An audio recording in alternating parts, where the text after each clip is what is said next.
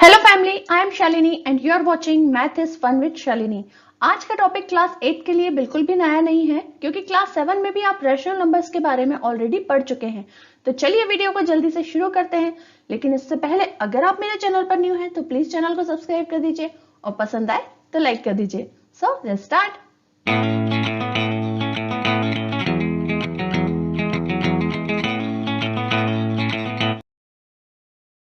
तो last classes में आप ऑलरेडी पढ़ चुके हैं कि होल नंबर्स, नेचुरल नंबर्स और इंटीजर्स क्या होते हैं। नेचुरल नंबर्स होते हैं 1 से लेकर सारे नंबर्स 1, 2, 3 एंड सो ऑन, ये सारे के सारे होते हैं नेचुरल नंबर्स।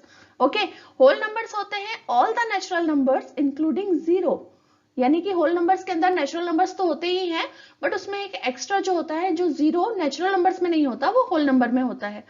इंटीजर्स क्या होते हैं, चाहे आप पॉजिटिव वैल्यू ले लीजिए चाहे नेगेटिव वैल्यू ले लीजिए, साथ में जीरो भी, ये पूरा जो नंबर लाइंस पे जितने भी नंबर्स लिखे हुए हैं positive negative including zero, they are called integers.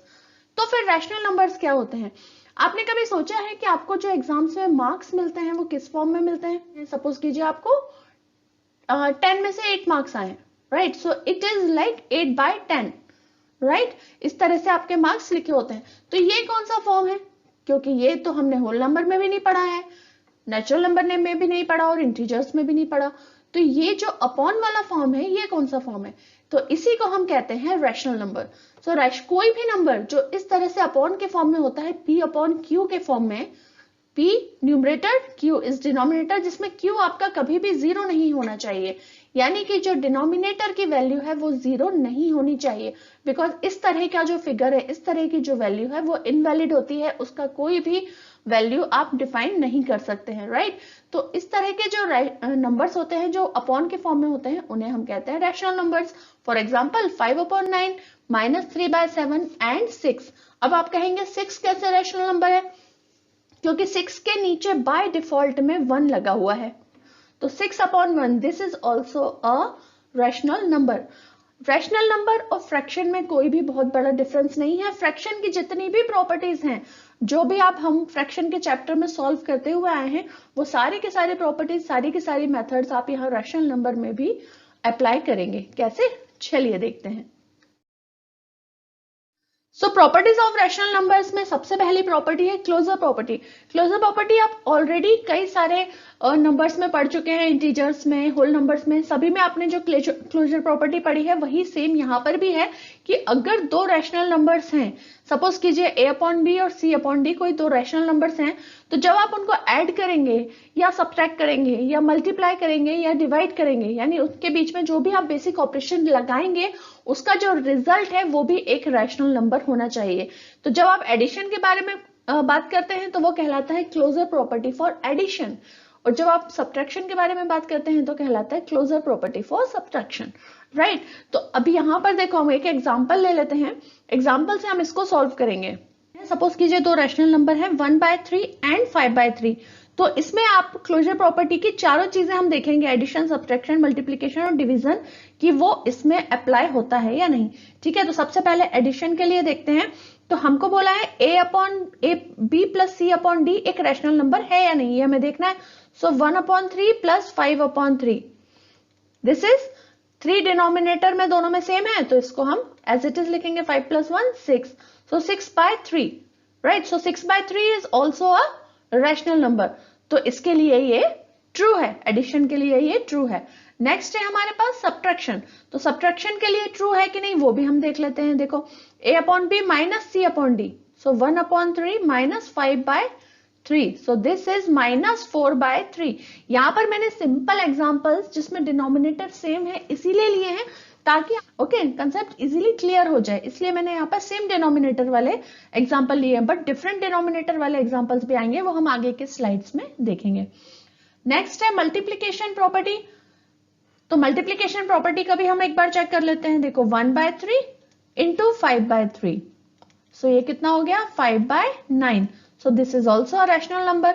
And last one is division. So closure property of division का एग्जांपल है 1/3 डिवाइडेड बाय 5/3।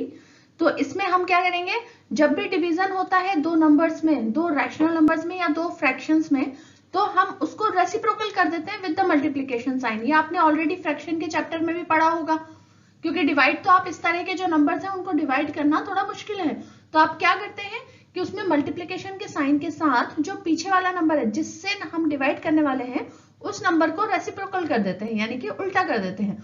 5/3 को हम लिखेंगे 3/5। अभी हो जाएगा कट 3 से 3 and this is 1/5 which is also a rational number. So this property, closure property, is true for the rational numbers, right?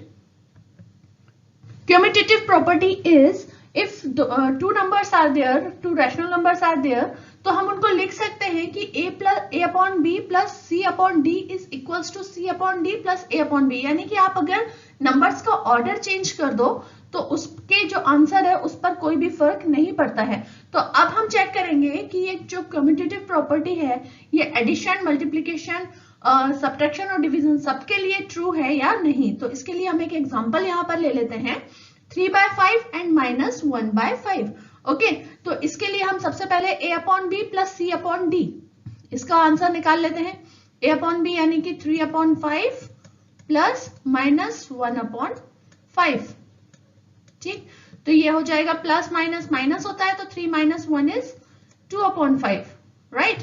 अब सिमिलरली हम निकाल लेंगे, पहले हम ऑर्डर चेंज कर देंगे, पहले हम रखेंगे दूसरी वैल्यू को आगे, -1/5 प्लस 3/5, इनको हम ऐड कर लेंगे तो ये हो जाएगा 2/5। ये भी 2/5 होगा क्योंकि प्लस माइनस माइनस और साइन लगेगा बड़े नंबर्स का, तो बड़ा नंबर है 3, सो दिस इज 2/5। तो closure property for addition is true.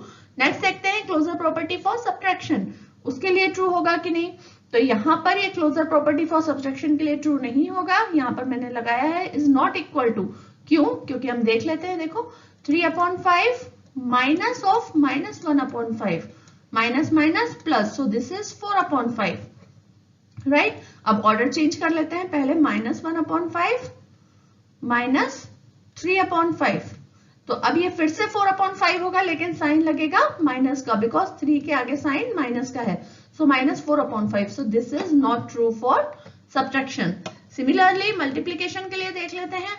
So multiplication का आंसर हम देखते हैं, देखो 3/5 into -1/5 is -3/25। Similarly order change करके देख लेते हैं, -1/5 into 3/5 is also -3/25. Okay, so this is true for multiplication. Next is division. हमेशा ध्यान रखिए कि अगर कोई प्रॉपर्टी क्लोजर हो, कम्यूटेटिव हो, एसोसिएटिव हो, अगर वो प्रॉपर्टी सब्ट्रैक्शन के लिए ट्रू नहीं है तो वो डिवीजन के लिए भी ट्रू नहीं होगी, because division is repeated subtraction, right. तो अगर सब्ट्रैक्शन के लिए ट्रू नहीं है तो वो डिवीजन के लिए भी ट्रू नहीं होगी। इस चीज को हम प्रूफ भी कर लेते हैं, a/b डिवाइडेड बाय c/d, तो 3/5 डिवाइडेड बाय -1/5। ओके, तो डिवाइड का साइन है, तो मैंने क्या बताया कि जो इस तरह के फ्रैक्शन या रैशनल नंबर्स होते हैं इनको हम डिवाइड को मल्टीप्लाई करके और नंबर को रेसिप्रोकल कर देते हैं। So we can write it -5/1। ठीक है, तो 5 से 5 कैंसिल, सो दिस इज -3। तो अब हम इसको कर लेंगे ऑर्डर को चेंज, सो -1/5 डिवाइडेड बाय 3/5। सो इसे हम लिख सकते हैं -1/5 इंटू 5/3। ठीक, तो ये कैंसिल हो गया and this is -1/3। So -3 and -1/3 is not equal, so this division property is not valid for commutative property. So commutative property is true only for addition and multiplication. Next is associative property. अगर दो rational numbers हैं, अगर 3 rational numbers हैं, a/b, c/d and e/f, इस तरीके से कि आप अगर उनको ब्रैकेट में लिख के उनका ऑर्डर चेंज करो, ब्रैकेट का ऑर्डर चेंज करो, यानी कि कोई भी 2 नंबर पहले सॉल्व करो और 3rd नंबर बाद में सॉल्व करो, तो आप चाहे किसी भी ऑर्डर में करो आंसर सेम आता है। तो this is true for addition. इसको भी प्रूफ करने के लिए एक एग्जांपल हम यहाँ पर ले लेते हैं। देखो 3 रैशनल नंबर्स हैं, 1/6, 2/6 और 3/6। ठीक है, तो इसमें हम चाहे ऑर्डर किसी भी ऑर्डर में पहले ऐड कर लें, तो सपोज करो पहले 1/6 को बाहर रहने देते हैं और 2/6 प्लस 3/6 को हम ऐड कर लेते हैं। ठीक, तो ये हो जाएगा 1/6 प्लस 3 + 2 5, 5/6। और ये अब इन दोनों को ऐड करेंगे तो ये हो जाएगा 6/6 विच इज 1। अब ऑर्डर को चेंज कर लेते हैं, देखो पहले 1/6 और 2/6 को ऐड कर लेते हैं, बाद में उसमें 3/6 ऐड करेंगे। ठीक है, ऑर्डर चेंज कर लिया हमने, तो ये हो गया हमारे पास 3/6 और ये बाहर एक और 3/6, तो 3 + 3 6 and 6, so this is also 1, so it is true for addition। अब हम देखते हैं सब्ट्रैक्शन के लिए, इसको यहाँ पर क्लीन कर देती हूँ मैं।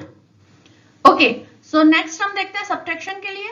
सब्ट्रैक्शन के लिए भी हम यहाँ पर चेक कर लेते हैं, देखो 1/6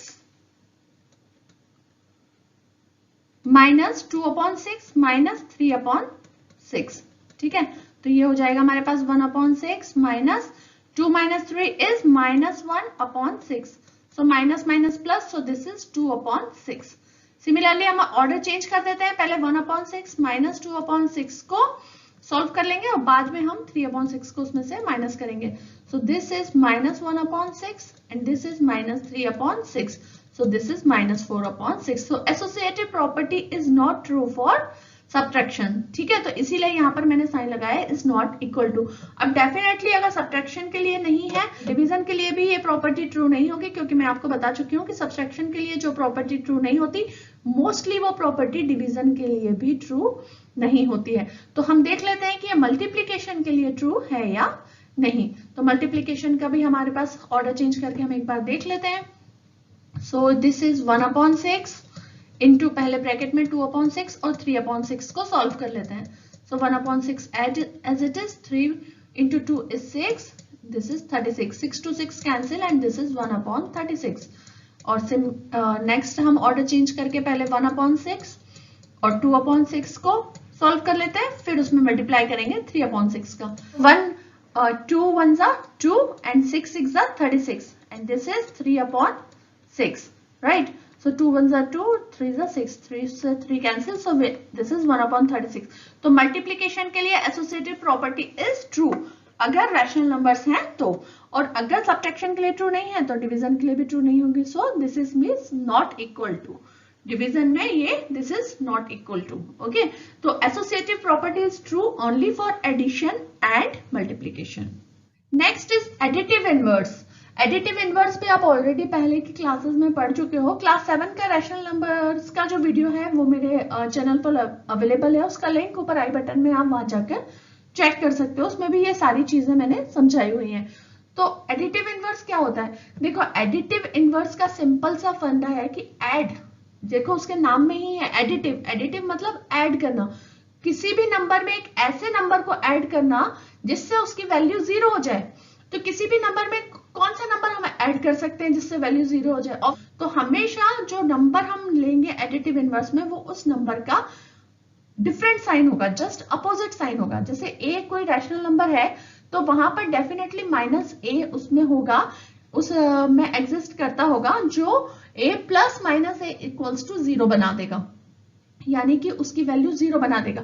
तो हम -a को क्या कहेंगे? हम -a को कहेंगे कि वो एडिटिव इनवर्स है ऑफ a।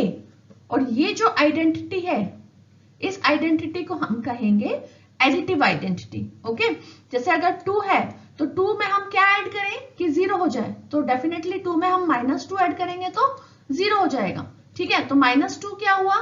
-2 हुआ एडिटिव इनवर्स ऑफ 2, और ये जो आइडेंटिटी हुई ये हुई एडिटिव आइडेंटिटी।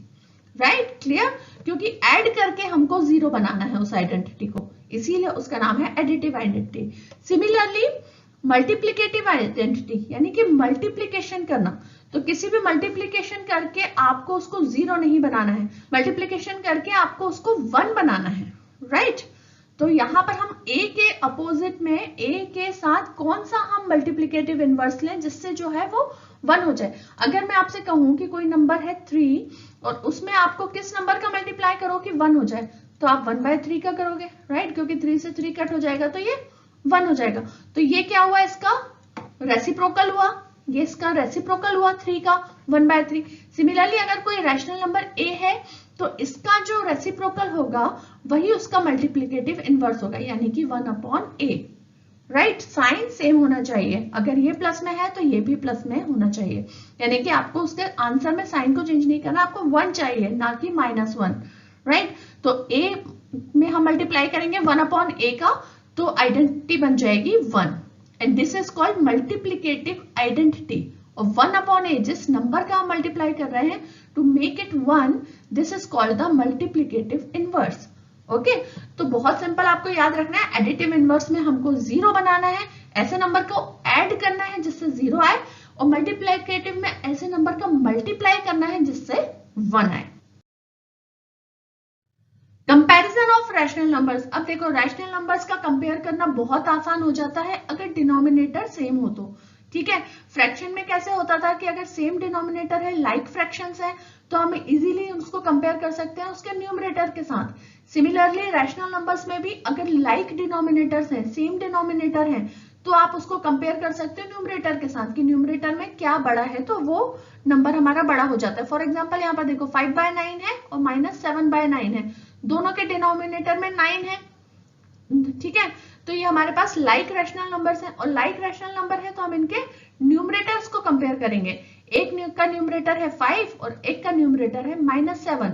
क्या बड़ा होता है, क्या बड़ा होता है? ऑब्वियसली 5 बड़ा होता है। ठीक है, तो इसका मतलब है 5/9 और -7/9 में से 5/9 बड़ा होगा। तो सिंपल था कंपेयर करना। ठीक है, डिनोमिनेटर सेम है तो सिंपल है कंपेयर करना। बट अगर डिनोमिनेटर डिफरेंट है तो फिर हम कैसे कंपेयर करेंगे? अगर डिनोमिनेटर डिफरेंट है तो फिर हम उसको वैसे ही कंपेयर करेंगे जैसे हम फ्रैक्शन में करते हैं, डिनोमिनेटर का एलसीएम लेकर हम उसे सेम बनाएंगे। 5/6 और 4/5 में हम एलसीएम लेंगे। एलसीएम कितना आएगा? देखो 6 और 5 का एलसीएम कितना आएगा? 30। ठीक है, आप करके देख लो, 30 एलसीएम आएगा इसका। 5 3 जा 15, 15 2 जा 30, 30 एलसीएम आ गया, तो 30 यहां लिख लिया। 6 5 जा 30 एंड 5 5 जा 25, तो फर्स्ट नंबर हो गया 25/30। 4/5 को करेंगे 30 एलसीएम के साथ, तो 5 6 जा 30 एंड 6 4 जा 24, सो 24/30। अब डिनोमिनेटर सेम हो गए तो न्यूमरेटर को कंपेयर करना इजी हो गया। सो 25/30 इज ग्रेटर देन 24/30, यानी कि 5/6 इज ग्रेटर देन 4/5। तो अब हम करेंगे कुछ वर्ड प्रॉब्लम्स जो कि बेस्ड होंगी रैशनल नंबर्स के क्वेश्चंस पर। ठीक है, तो सबसे पहला क्वेश्चन है, a drum full of rice weighs 40:1/6 kg, if the empty drum weighs 13:3/4 kgs, find the weight of rice in the drum. तो यहाँ पर आपको जो ड्रम अगर फुल है तब उसका वेट दिया है, और अगर वो एम्प्टी है तब उसका वेट दिया है, तो उसमें जो राइस का वेट है वो कैसे निकालेंगे? जो भी हमारे पास फुल ड्रम का वेट है उसमें से हम अगर एम्प्टी ड्रम का वेट निकाल दें तो बाकी बचा हुआ जो भी है वो रहेगा हमारा राइस का वेट। ठीक है, तो फुल ड्रम का वेट कितना है? यहाँ पर देखो, फुल ड्रम का वेट है 40:1/6, so 40:1/6 can be written as 241/6 kg, right. Similarly empty drum का कितना वेट है? एम्प्टी ड्रम का वेट है हमारे पास 13:3/4, सो 13:3/4 इज अ मिक्स्ड फ्रैक्शन, तो हम उसको जब सॉल्व करेंगे so this will be 55/4 kg। ठीक है, अब हमको चाहिए इसमें से राइस का वेट, तो राइस का वेट निकालने के लिए हम क्या करेंगे? फुल ड्रम के वेट में से एम्प्टी ड्रम के वेट को माइनस कर देंगे। ठीक है, फुल में से एम्प्टी ड्रम के वेट को माइनस कर देंगे तो जो राइस उसमें फिल है उसका वेट हमको पता चल जाएगा। सो 241/6 माइनस 55/4। ठीक है, डिनोमिनेटर डिफरेंट है तो हम क्या करेंगे? एलसीएम लेंगे। 6 और 4 का एलसीएम कितना आएगा? 24, राइट। सो 6 4 जा 24 एंड 4 into 241 is 4 1 जा 4, 4 4 जा 16, 6 कैरी फॉरवर्ड 1, 4 2 जा 8 and 1 9। Okay, and 4 6 is a 24, so 6 into 55 is 330. Okay, so 964 minus 330 is 634/21, right? Sorry, 24. 634 divided by 24। अगर हम इसको और सिंपल करेंगे कट करके, सो ये हो जाएगा 2 से कट, 2 3 जा 6, 2 1 जा 2, 2 7 जा 14, so 317 divided by 12. So this is our answer. This is in kg. So this is answer. So this is the weight of rice in the drum. Okay, एक और क्वेश्चन देखते हैं इस पर based. A car is moving at an average speed of 60:2/5 km per hour. How much distance will it cover in 6:1/4 hour? अब यहाँ पर है ये डिस्टेंस, स्पीड और टाइम का क्वेश्चन. तो डिस्टेंस आपको यहाँ पर पता करनी है. ठीक है, डिस्टेंस हमको नहीं दी हुई है. स्पीड हमको कितनी दी हुई है? स्पीड दी हुई है 60:2/5. तो इसे जब हम सॉल्व करेंगे, सो this is 302/5. 5 6 30 is 300 plus 2 is 302. ठीक है, टाइम हमको कितना दिया हुआ है? T is 6:1/4. 6:1/4 is 25/4 hours and this is kilometer per hour. तो हमारे पास डिस्टेंस का क्या फॉर्मूला होता है? Distance equals to speed into time, right. यही हमारे पास फॉर्मूला होता है. तो स्पीड हमारे पास कितनी है? 302/5 और टाइम हमारे पास कितना है? 25/4. ठीक है, तो इसको देखो 5 1 जा 5, 5 5 जा 25 से ये कट हो जाएगा, ये 2 से कट हो जाएगा, 2 1 जा 2, 2 5 जा 10, 2 1 जा 2. So this is 1551 into 5 is 5 1 जा 5, 5 5 जा 25, 5 carry forward 2, 5 1 जा 5 plus 2 7 divided by 2. और अगर आप इसको और डिवाइड करोगे, so this will be 377 1/2. Mixed fraction में आप इसे लिख सकते हो. And this is in kilometre. This is distance, so it unit will be kilometre. Distance equals to 377 1/2 kilometre. So this is the answer. Okay, तो ये इस पर बेस्ड अगर कोई भी क्वेश्चन आप मुझसे पूछना चाहते हैं तो नीचे कमेंट सेक्शन में पूछ सकते हैं. मिलते हैं मेरे नेक्स्ट वीडियो में with a new topic. Till then take care and keep practising. Bye bye.